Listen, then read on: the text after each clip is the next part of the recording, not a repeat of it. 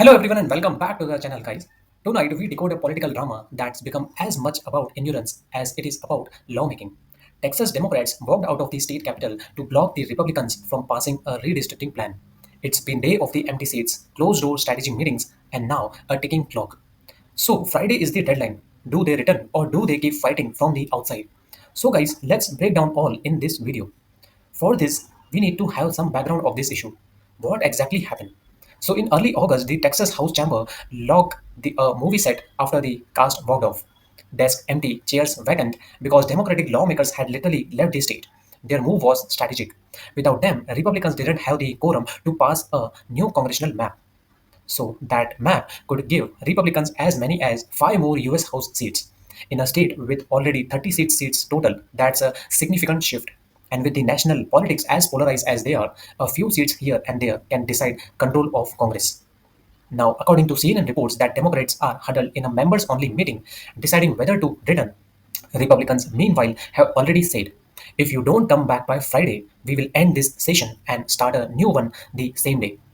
On this, Governor Abbott has promised to keep calling special sessions until the map is passed. So, guys, let's explore the legal and political play. So, guys, this is a war of attrition. Republicans control the legislature, the governor's office, and critically the special session agenda. They know that time, money, and public patience can wear opponents down. Democrats know this well too. Their only leverage right now is absence. But absence cuts both the ways. It can be dramatic form of protest, but over the time it can look like abandonment to constituents.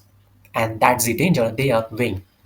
So, guys, what is the Democrats and Democrats' stance on this?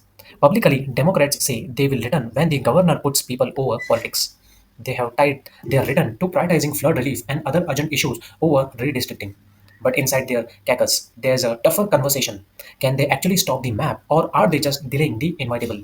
And if the outcome is already decided, how long before their protest starts costing them politically at home? So, guys, let's explore the bigger picture of this. This fight is more about than lines on a map. Texas grew by over 4 million people in the last decade. Most of that growth comes from communities of color. Civil rights groups say the GOP's map erases much of that new political power, carving districts in ways that dilute minority voting strength. Republicans counter that the map reflects population shifts while keeping communities intact. The truth is, redistricting has always been a partisan weapon, and both parties use it when they can. But here is the scale matters. 5 extra Republican states seats in a closely divided Congress is a long-term game changer. So, guys, what do I think on this? What is my perspective on this? I have covered enough political standoffs to know that once the cameras turn off, these movements become a battle of patience, money, and political survival. Democrats are framing this as a moral stand, and I believe for many of them it is. But there is a real cost to the people of Texas when lawmakers are absent. Issues like flood relief, infrastructure bills, public safety funding, all of it sits in limbo. And here is the other thing. If Republicans can simply reset the clock with each special session, then Democrats' protest can only delay, not defeat, the redistricting plan.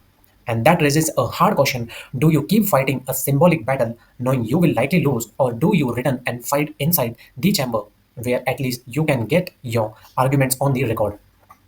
This is why I call it a chess match. Not because it's polite or elegant, but because every move has a cost and no one can predict exactly when the other side will blink.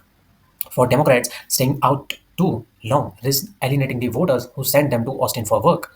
And for Republicans, pushing too hard risks energizing their opponents in the next election.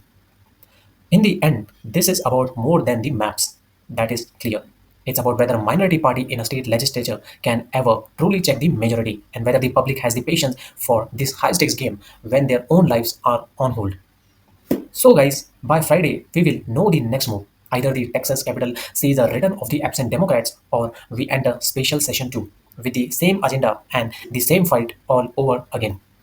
This is the long game in politics. The headlines will tell you when they come back. But here we will keep decoding why they left, what it cost, and what it means for the people of Texas. So, guys, if you like this breakdown, kindly give it a thumbs up and subscribe to our channel for such amazing deep dives and current affairs. And let me know your thoughts in the comment section. What do you think on this? Are Democrats right on their perspective, or are Republicans correctly judging? Thank you so much for watching, and I will see you guys in the next video.